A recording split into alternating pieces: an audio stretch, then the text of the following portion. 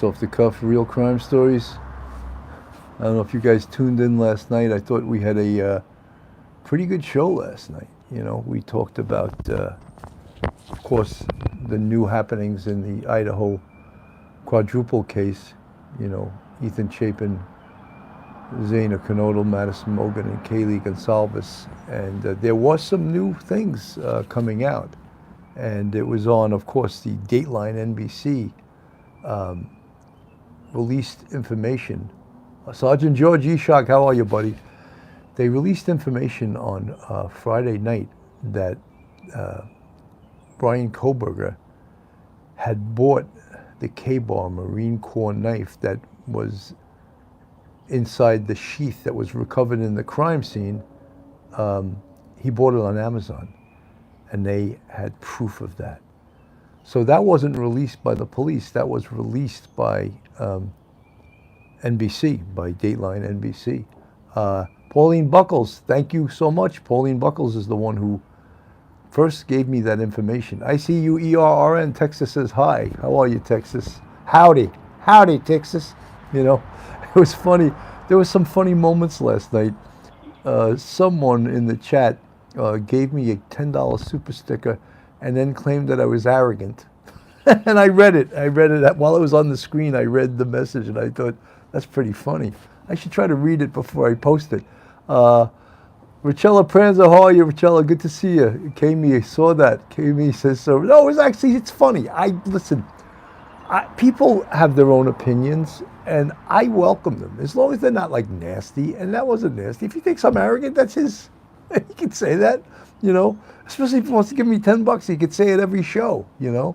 But I thought it was interesting. I thought it was funny, and I have a sense of humor, you know. And but let's get back to the case. Yeah, that's a huge thing, because I know you guys don't always deal with it. It came with $10, Pauline. That's for sure.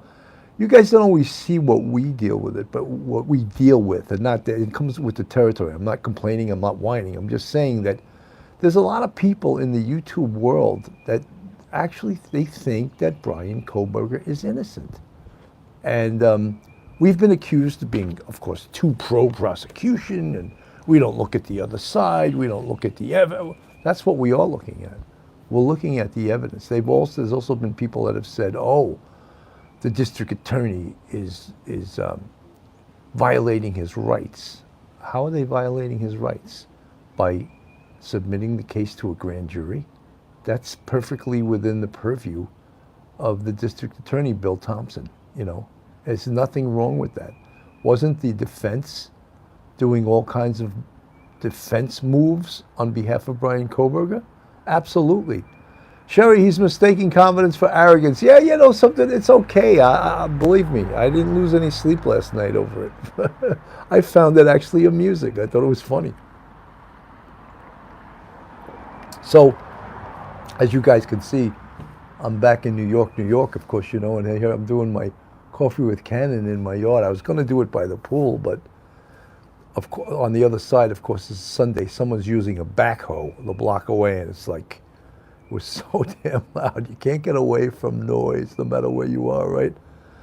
Kel, hi, everyone is doing well. Happy Sunday, everyone. A lot of people go to church on Sunday. Houses of worship, wherever you go. I'm wearing my Midwest Equus hat, you know, Dave Rader and that amazing organization. Sherry Hill, hello, good to see you. 68 in the chat, 19 with the thumbs up. Good to see everyone. We, you know, as I said, last night's show was I thought pretty good, pretty eye-opening. Kami, love your show and you aren't arrogant. Thank you, Kami. Thank you so much. Artistic Driver 42, happy Sunday, yes. Jane C, do you think BK will plead guilty? Absolutely not. I absolutely believe he's going to take this case to trial. I think that's also part of being who he is, a mass killer. He wants his day in court. He wants his attention, you know. I see you, Bill, you're welcome here. 144 acres, nothing but cows mooing. Good. Too big of an ego. Yeah, no, he's not going to plead guilty. There's no way. He's going to take this, you know. Remember when he first got caught through his defense attorney in Pennsylvania? He said he's looking forward to going back to Idaho so he can get fully exonerated. You don't hear that any longer, you know. And I think that howdy, Rosemary J. I think all the TV stations and all the media now, they were sort of gearing up for June 26th when these hearings were supposed to start. After all, happy Sunday, Sergeant Bill here for Coffee with Bill. Hi, everyone. Hi, everyone. Happy Sunday, Pauline Buckles, Nikki Bella. Oh, guys, for you guys that are moderators, something happened last night with YouTube. Josh, my computer guy, told me that for some reason, YouTube removed all of our moderators, and Josh is going to put them back today. I don't know how it happened, so luckily I didn't have anyone too egregious in the chat last night that would have caused a ruckus, because I didn't have any moderators to shut that person down. If you're listening and you don't know that we have moderators that they moderate the chat, because sometimes the chat, Carmelita, good to see you. Sometimes the chat can get pretty damn nasty, you know. And after all, same happened with another channel. Yeah, I think it was YouTube wide, you know. And you know, just so you guys know what we do. Dawn Marie, good to see you. When we do a show, we have to be careful on several avenues in regards to what we name the show, the thumbnail we choose, and what we speak about in the first 5 minutes. Because if you name it something that YouTube doesn't like, they demonetize you right out of the box. So last night, I thought was an amazing show, and we got demonetized. I don't know why. I don't know what YouTube wants to censor with it, but of course, as in every show, I challenge it, and I request an appeal, and usually they reverse it back, and they say, oh, it's not objectionable. They call it not advertiser friendly. That's usually why they demonetize it. Lieutenant Pete, good to see you, buddy. No wrenches last night, no wrenches yet today. All good. Thank you, Lieutenant Pete. So yeah, so just so you guys know, we have to be very careful with what we name it and what we talk about, because I know there's been a lot of you people that have recommended to do certain topics. And we can't do all kinds of topics because YouTube will censor us. And that's just a fact. And just so you know, when some guys recommend, oh, do this case. Diane Souza, good afternoon, Bill. I love your show and look forward to watching it. You have a wonderful, well, thank you so much. Thank you so much. Very much appreciated. You know, we were sort of frozen at a certain level recently, and I'm hoping we're going to get some growth through this show, and it's going to get back on track again. But that's the nature of this YouTube. That's the nature of doing your own podcast. And it's a lot of work, guys. And again, it's a labor of love. I'm not complaining. I love doing it. I sometimes wonder how Duty Run does it with a full-time job and doing his YouTube channel. It's really tough to do, but he does a great job and works a full-time job and does his, because this is really a full-time job. It really is. So in essence, Duty Run's working 2 full-time jobs. And so, Dawn Marie, good to see you, Dawn Marie. All you guys that are moderators, that's going to hopefully be fixed today. Josh is on top of it. Autistic Driver 42, free speech by their rules. It's their platform. You know, there's really no other platform to put a podcast that's as good as YouTube and Google AdSense and all of that stuff. Rumble, I tried that. It's very tough to navigate. Unless there is a competition coming up the road right now, this is the best platform for a podcast. Martha Mine, I watched your show last night. You kept up the pace, which will grow. Who watches? Well, thank you so much. TJ, good morning, everyone. 118 in chat, 57 with the thumbs up, guys. If you're not subscribed to us, go on our YouTube, hit that subscribe button, give us a thumbs up, ring that bell. Ring my bell, ring my bell. I had to do that one. I had to do that 80s disco tune, you know. So So you see it's pretty green here. It's a lot different than Florida. I'm actually going to be going back to Florida next week, but just for like 5 or 6 days to go visit again. The nice ocean weather and the beautiful warm breeze flowing through my gray and black locks. Rosemary, hello. After all, Sergeant Bill, you have 48,000 subs. Thank you. Working hard at it, working hard. Bamason, good afternoon all. 123.65 with the thumbs up. So let's get back to the Kohberger case. As I announced last night, tomorrow at 9 o'clock in the morning Pacific time, so be 12 noon Eastern Standard Time. And if I'm able to, I'm going to try to bring it to you live. It's going to be Bryan Kohberger's arraignment. He's going to get arraigned, so we're going to see him in court. We're going to see him, if they play it, I don't know if they'll play it or if they'll just be audio of it. He's going to plead guilty or not guilty tomorrow. That's part of the arraignment. And what we expect to happen is whichever way he pleads, if he pleads not guilty, the judge is going to set a date for a trial. Anonymous is cool. How are you? Good to see you. Rosemary J. So yeah, the judge will set a date for a trial. What we're expecting is the trial won't start till the fall. That's what we're expecting. Could we be wrong? Yes. They've already had close to 6 months, the defense, to prepare for this trial. But we're expecting the judge to put it off to the fall. It could even be 2024. I'm not sure I see that, but it's a possibility, After all, this is a death penalty case. It's a death penalty case. So could it be put off to 2024? Absolutely. So we're going to wait. Tomorrow, if it does come on live at 12 noon, I'm going to try to bring it to you live. Dawn Marie, good to see you. Welcome to the bucket. That's our YouTube channel members. You see it with the green. It's green like the green grass of home. Down the road I looked and there was Mary, hair of gold and lips like cherries. It's good to touch the green grass of home.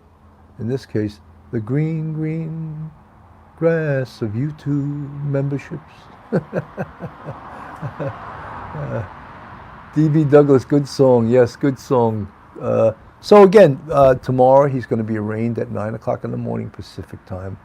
Huge move, right? And especially for all of there's so many conspiracy theorists on YouTube, Jane C., I bet he will try to represent himself as some. I don't see that, Jane. I mean, this is nothing to play with. This is a death penalty case, right? So if he tried to do that, the judge would seriously advise him against doing that, because on the line is his life, and he could conceivably be put to death for this crime if he's found guilty. Again, I'm going to repeat so I don't get attacked by all the people in the chat. Bryan Kohberger is innocent until proven guilty, or unless he's proven guilty. Innocent till proven guilty. So right now he's innocent, right? So we're going to see what happens tomorrow at the arraignment. Does he plead guilty? Does he plead not guilty? My guess is he's going to plead not guilty, and the judge is going to proceed to trial. The judge is going to give a date to the defense, and the case is going to go to trial. So we spoke about last night too. We covered and things that not all brand new stuff, but we watched his the car stop, the infamous car stop that occurred a month before the murders, and many people saw different things into that. We had a Larry Jensen, hello Bill, I watch your show as much as I can. You're honest and to the point. I admire that. Thank you, Larry. That's what we attempt to do on this show. We attempt to be not sensational. We don't want to be sensational. We try to bring you the truth. Do we make mistakes? Absolutely. There's a lot of different facts. Pickle Toes Grandma. I love to hear you sing it on tune. Thank you. There's a lot of different facts. Cynthia, will BK have to explain why he has ID cards of other people hidden in a box? He won't. His lawyers will. The prosecution will absolutely present those as evidence. That was listed as part of the discovery. Someone mentioned in the chat yesterday that this revelation that, thank you, Rosemary, this revelation that he bought the K-bar knife at Amazon was out before. That, I never heard that before from law enforcement, from anyone else. This was the first time Pauline Buckles told me she watched the Dateline NBC show, and they were the first to report that they have proof that Bryan Kohberger bought the K-bar knife on Amazon. Now, that's really, really, really excellent evidence. I mean, I don't like to use the term smoking gun, but it's very powerful. And it's what? It's circumstantial evidence. They don't have that knife now, do they? No. But when they show you the timeline, and they have the timeline down, and the timeline is down through a lot of different means, video time of that white Hyundai Elantra, cell phone, even though he turned his cell phone on, he turned his cell phone off, him returning back to 1122 King Road is very consistent with a murderer to go back to the scene of the crime to see what was going on. Or it's very common, and I'm not saying he is a serial killer, because right now we don't know that he's ever committed another murder. But he took a souvenir, didn't he? He took those IDs. And I've said a bunch of times before, Bama Chin, woohoo, 1 month with Coffee with Bill. Well, welcome, welcome, welcome. He took souvenirs, and that's very consistent with what Angie Carson, how are you? That's very consistent with what serial killers do, is they take souvenirs from the crime scene. And he did that in this case. So will they present that? Absolutely, absolutely. What was he doing? And we don't know whose IDs he has. We don't know that because they haven't released that. It's just been, at BB2, if the single dog hair found matches to Murphy, you can send it. Yeah, absolutely. The forensic evidence and the fiber and the hair evidence, if the dog hair evidence in his apartment belongs to Kaylee Gonsalves' dog Murphy, that's pretty damn powerful evidence too, isn't it? Extremely powerful. We also went over the facts that, there potentially is a bunch of other forensic evidence in his car, in his parents' home in Pennsylvania. You remember what he was doing when the police and the FBI enforced their search warrant at that location. He was putting a lot of his stuff into baggies, and he was trying to throw it into the garbage pail of his neighbor. Like, what was that all about? And he was cleaning his car, washing his car at 4 o'clock in the morning. Who finds that to be a bit weird? Has anyone in this chat washed their car at 4 o'clock in the morning? I certainly have. First of all, I bring my car to a car wash. I'm too lazy to get the hose out and start bringing soap and doing the wheels and I'll bring it to a car wash, Car washes are expensive these days. You know what it was in Florida for a car wash? $24. And I couldn't believe in Florida they charge you tax. What car wash in the Northeast charges tax on a car wash? I've never seen that, You get $24 for a car wash in Florida. Estelle Pretorius, thank you for the ZAR 140. I love your singing, a light romantic tenor, a surprise every time. Thank you so much. That's so nice. Sybil Bergeron, we do $15 a month. It's great for a car wash. That's cheap. I mean, even up here, I think it's $18, and then after you tip the guy, it's over $20. The guys, not guy, the guys, right? So car washing is not for the faint of heart. Bama Chin, thank you so much for the $5 super sticker. Happy 1 month to me. Sing me a song. Sing us a song, you're the piano man. Sing us a song tonight. Well, we're all in the mood for a melody, and you got us feeling all right. It's, put a sticker in your drive right to it. It's $30 a month here on the West Coast. I mean, it's worth it if you go multiple times. Peter Prant, Lieutenant Pete says it's $30 out in Long Island for a full car wash. That's the interior and all that other stuff? That's a lot, Lieutenant Pete.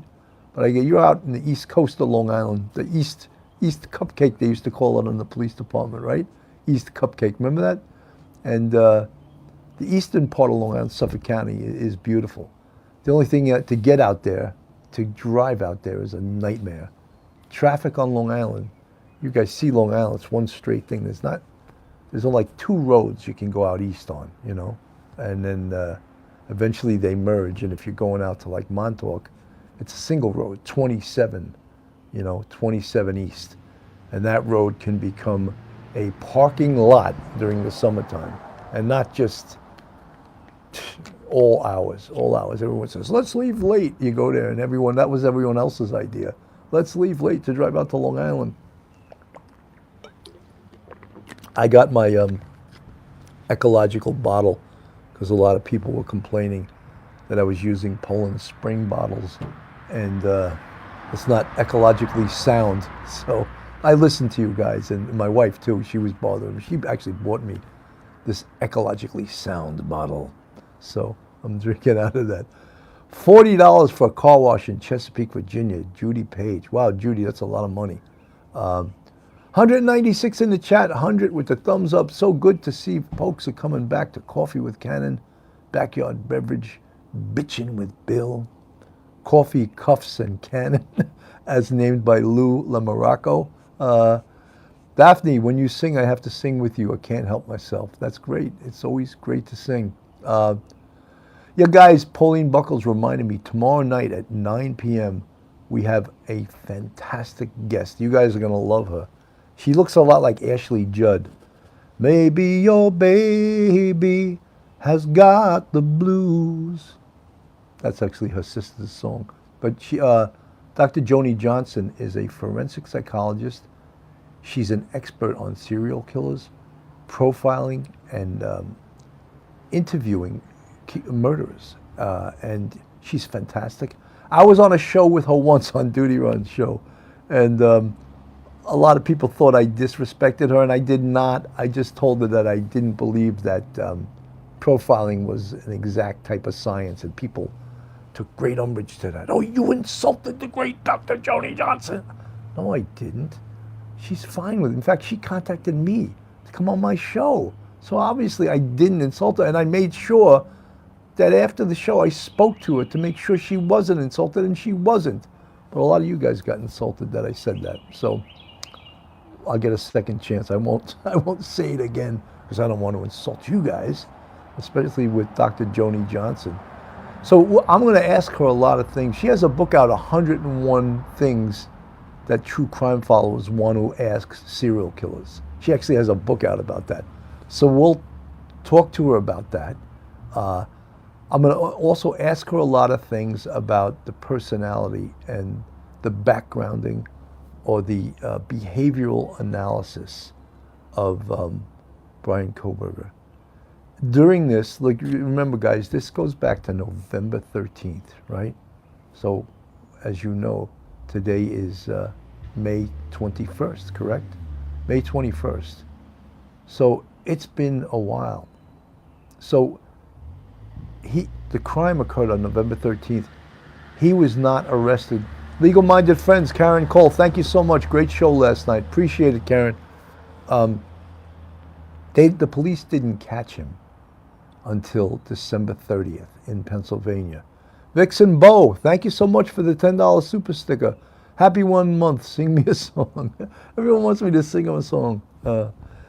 You know, it's a really pretty song, and I've been learning it on the guitar, and It's by Sting. Will you stay with me when the west wind moves among the fields of barley? See your body rise as her hair comes down among the fields of gold. I never took promises lightly, but there've been a few that I've broken. But in the days ahead, we'll walk through fields of gold. We'll walk through fields of gold. Beautiful, beautiful, pretty song.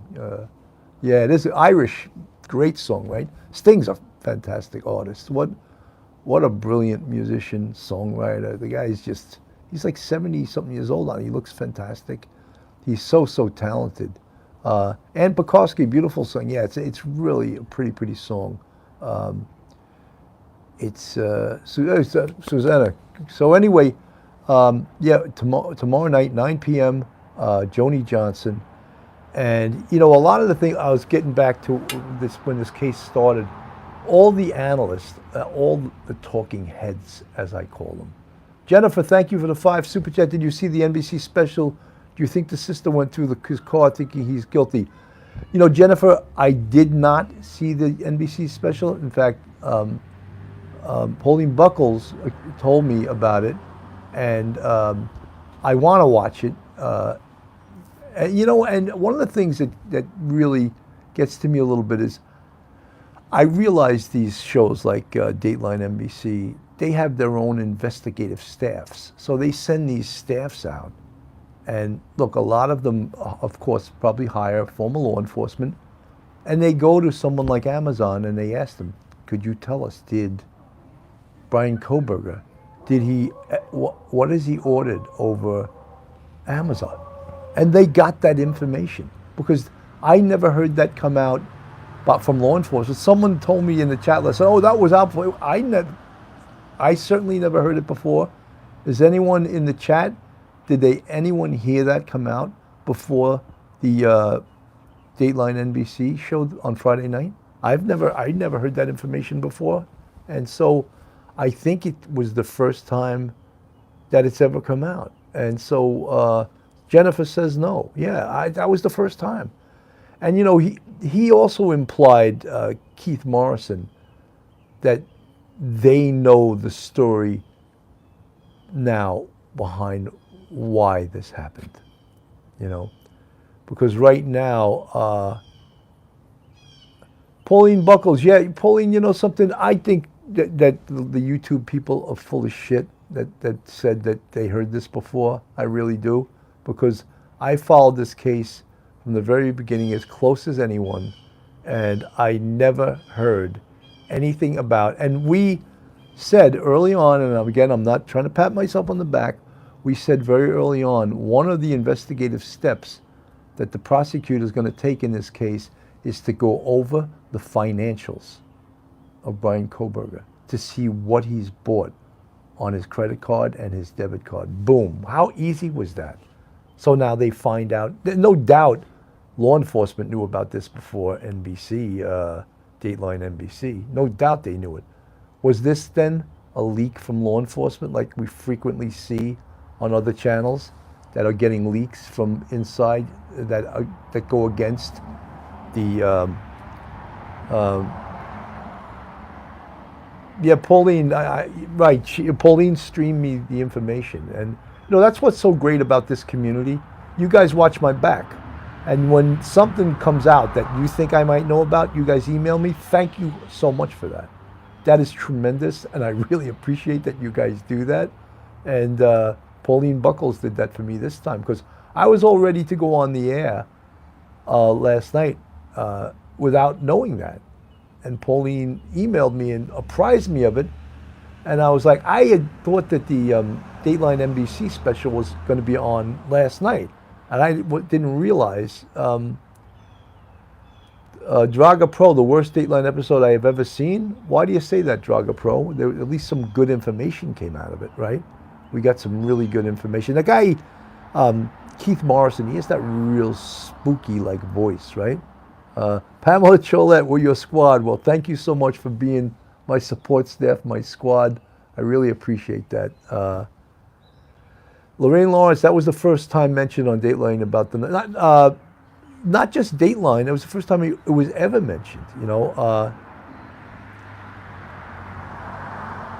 Okay, Barbara Ann, you're saying that there was rumors of it, but it was the first time it was ever confirmed. Well, obviously, after the gag order, there was no way that law enforcement was going to confirm that. Yeah, Keith Morrison has a great voice. You know, he has that great sort of spooky voice, you know, and don't think they don't play into that. And listen to this, you know. Someone last night in the chat, too, you guys got to know that I read the chat, and someone last night in the chat goes, I can only take your accent for an hour, and that's it, and I got to go. I was like, oh my God, did you ever watch Robert De Niro or Al Pacino or anyone like that? They sort of have a New York accent too, you know? Can you only watch them for an hour, you know? So someone was complaining about my New York accent, you know? So, like Vincent Price, Sarah Oakley, yeah, Sarah, you're right. Vincent Price had that real spooky voice, right? Or what was it? Rod Serling. Remember Rod Serling, The Twilight Zone? I'm showing my age, but I'm old. But The Twilight Zone, in a time and a dimension that you have never seen before, that defies normal clocks and days and night.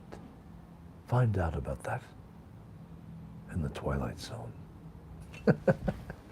But you're right, Rod Serling was one of the best, right? And of course, the best of all the best was Alfred Hitchcock, right? I used to love watching Alfred Hitchcock movies. New York accent is better than a London Cockney accent. Legal-minded friends, Karen Cole. New York coffee, boss. Anna Pekoski says she feels at home when she listens to me. I'm glad. You know, look, I don't think our accents are too bad. We got me, we got Philly, we got Mike Geary.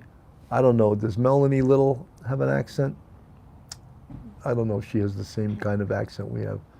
Melanie's a trained actress, so maybe she somehow got rid of her New York and Long Island accent. You know, they used to say Long Island, all the kids. Cynthia, some people love to complain. Isn't that the truth? You know who the biggest complainers on this earth are? And I'm sure Lieutenant Pete will agree with me. Cops. Cops they live to complain. They love it. It's just part of the job, you know. That's why I call this show Bitching with Bill, you know, because I love to bitch around. And, you know, I had a sergeant in street crime, Frank Cush, great guy. He used to say, you know something?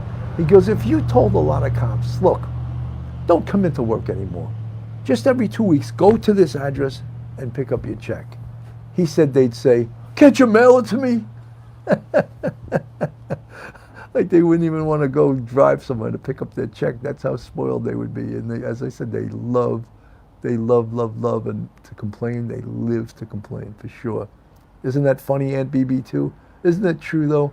People love to complain, though. It's part of life, you know? You complain. My wife calls me a ranter, that I rant. You rant all the time, and sometimes I rant on the show, you know? Donna J., thank you. Love the accent, Bill. 231 in the chat, 145 with the thumbs up. I'm from Lancaster County and now live in Louisville, Kentucky, and everyone knows where I'm from. Pennsylvania will always be my home. Wow, that's great, Pennsylvania.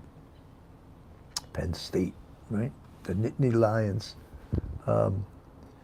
So this, I think it's a good thing that this case is going to start showing some progress moving forward.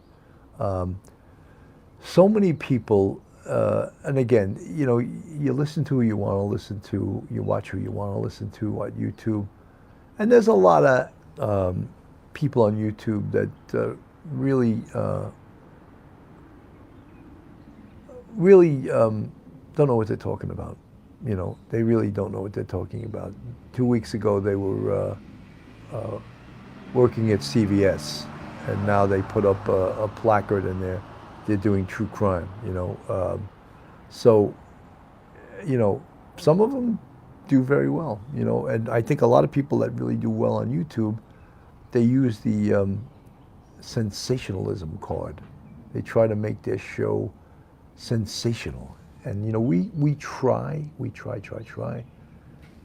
to stick to the facts, to stick to the evidence, to stick to our experience, to stick to what we know about the law, to stick to what we know about being the real popo, the real police, you know.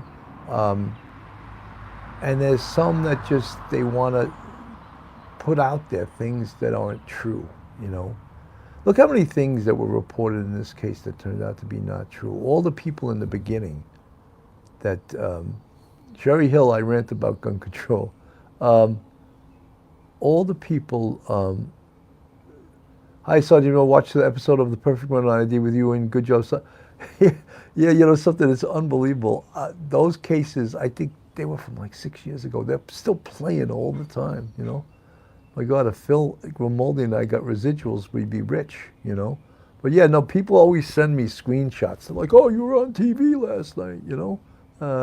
Legal, thank you. Yeah, so those Perfect Murder shows, yeah, they were interesting to do. I had a lot of fun doing them. Got a lot of good TV experience, and I just did when I was in Florida, I did an episode of New York Homicide on the Oxygen Network. So I don't know when it's going to be on, but hopefully I'll hear and I'll let you guys know when it's going to be on. But they wanted me to, when I was in Florida, they wanted me to come back to New York to shoot it, and I said, I'm not coming back. I said, if you want me to shoot it, you got to bring a sub-like view, Inspector Bill. You have a sincere persona. Well, thank you, appreciate that. So I said, you know, can't you bring a staff down to Florida and just shoot it? And they did. They brought a crew down to Fort Lauderdale, and I shot it down in Fort Lauderdale. So everyone was happy, you know. I didn't have to come back home.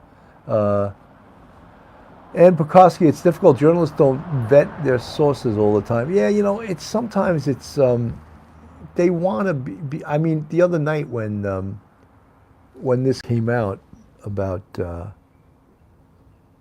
Lele, happy Sunday, Sergeant Bill from Chicago. Loved the show with Professor Geary last night. Yeah, isn't Mike Geary? He's really like low key. He's assuring. You know, he's not excitable. Where me and Phil are like, we're the opposite. You know, we're all emotion. We're emotion and reactionary. Where Mike Geary's like, all right, okay, let me have a sip of coffee first before I make any decisions. You know, but it's just different types of personalities. All that work. You know, all the personalities work. Different strokes for different folks, as they say. You know, but yeah, he's good. He's good, and he's very knowledgeable, and he always has. Legal, you balance each other out. Yeah, I think so. You know, I think you are not arrogant, by the way. That person doesn't get the meaning of that word, Lele. Thank you, Lele. You know, what I was so happy about last night is that how many of you guys came to my defense. That was really touching to me. It was very nice that you did that, and I appreciated it. So, so again, just to mention, guys, tomorrow night at 9 p.m., and don't forget, 9 o'clock Pacific time, 12 p.m. Eastern Standard Time, Bryan Kohberger is being arraigned in the Latah County Court. And at that point, we expect him to take a plea. I don't mean take a plea, I mean plea either guilty or not guilty. And once he does that, the case is going to proceed.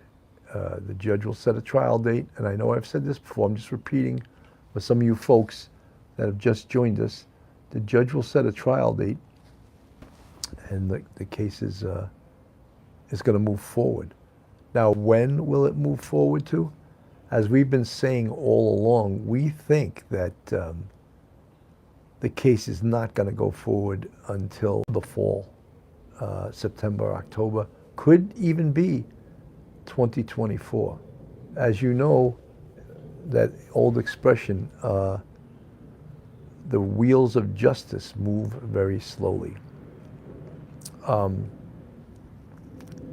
one of the reasons, guys, that we have to know that this case is going to proceed very, very slowly is because it's a death penalty case. All right.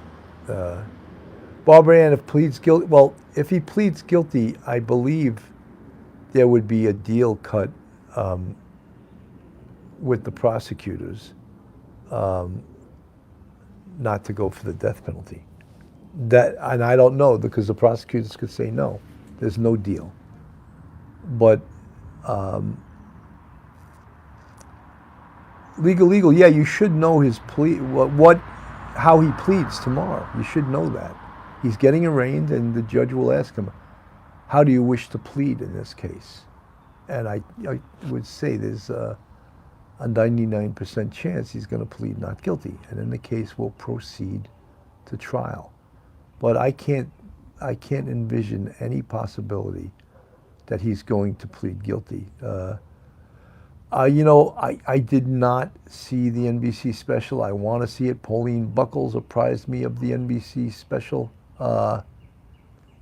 Sybil Bergeron, I absolutely think he will plead not guilty. He's too cocky and know-it-all. Yeah, I don't envision that any other plea but not guilty. That's what's going to happen. He's going to plead not guilty, and the case is going to proceed to trial.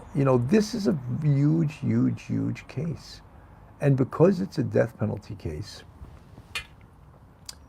the defense is going to have at least 3 or 4 lawyers on the defense.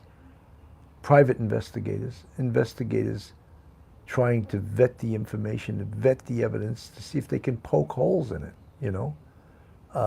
Same thing with the prosecution.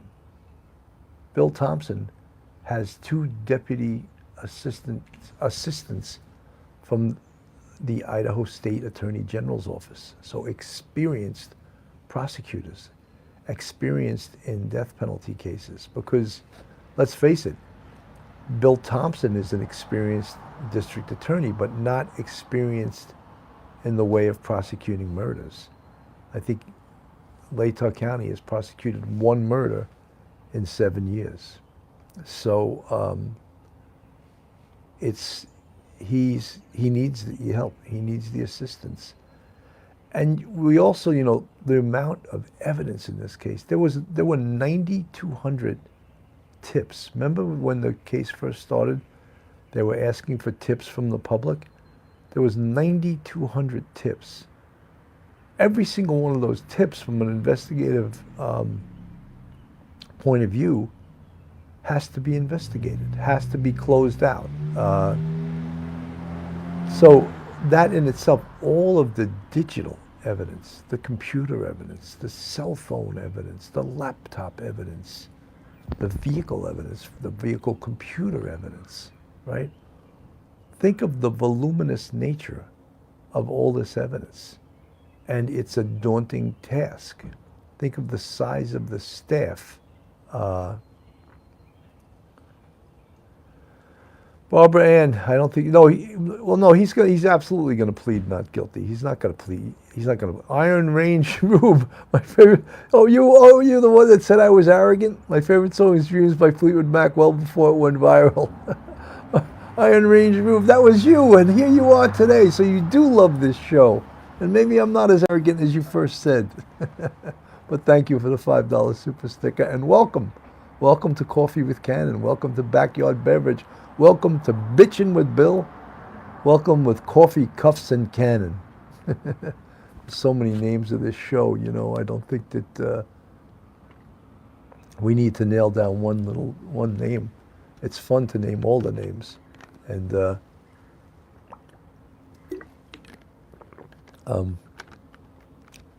then, of course, my pseudonym, the Supreme Commander, is another little funny tag that a lot of you guys know.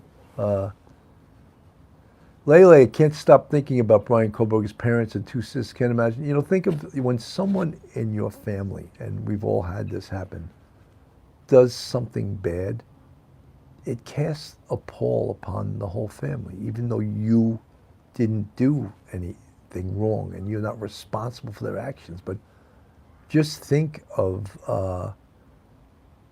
Bryan Kohberger's family. His sisters had nothing to do with this.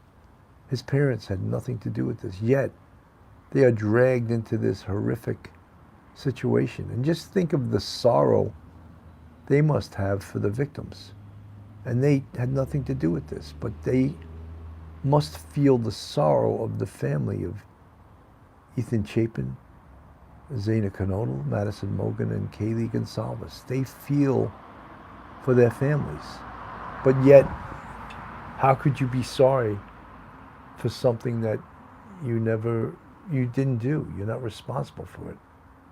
In the case of his parents, yeah, it's their son. In the case of his sisters, it's their brother. And then I read somewhere where one of the sisters or both the sisters lost their job over this. How is that possible? How could they lose their job over this? They had nothing to do with this, you know?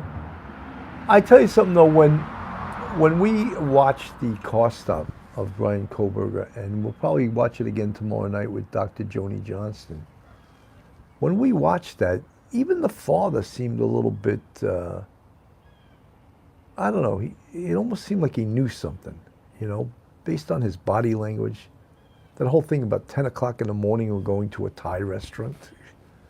Well, that's sort of a bizarre answer to a question. Where are you guys going? Oh, we're looking for a Thai restaurant. Oh, okay, 10 o'clock in the morning in Indiana on the thruway, you're looking for a Thai restaurant. It just, something about that really struck me as very, very, very strange. And you know, we critiqued a certain journalist. I'm not going to name his name because I don't want to make the guy famous. Who said that in his article, oh, Bryan Kohberger is so knowledgeable and so cool, and he was putting down the police in the investigation. And then we watched the video of him being pulled over by the Indiana State Police, and he was anything but cool. As I said numerous times, he looked like a deer on the first day of hunting season, you know? And it's just perceptions. Many people, when they watch that car stop that occurred up almost exactly a month before the murders, they thought he was being subtly aggressive with the female officer. And I thought he was being a little bit, I don't know, coy, maybe. I'd say coy and maybe even condescending. But I didn't see, people always say, oh, the microaggressiveness. I don't even know what that is. But, you know, that's what people in the chat were claiming. Oh, there was microaggressiveness to that, you know. Shara Ostrander, I thought his dad was very suspicious. I'm not convinced he didn't know something. You know, something, I agree with you. It seemed to me that he knew something.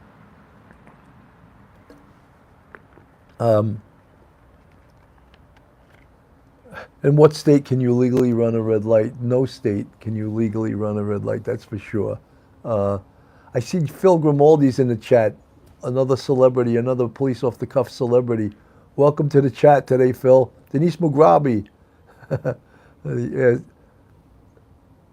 Someone, you're saying that the father was trying to signal the police that something was wrong. You know what I always found about that car stop, and I don't want to beat it to death, but I always found that I don't believe that they were trying to say that the car stop was just random. I do not buy that at all. I 100% don't buy that the car stop was random, because I think that the people that were running this investigation wanted to control every aspect of the investigation.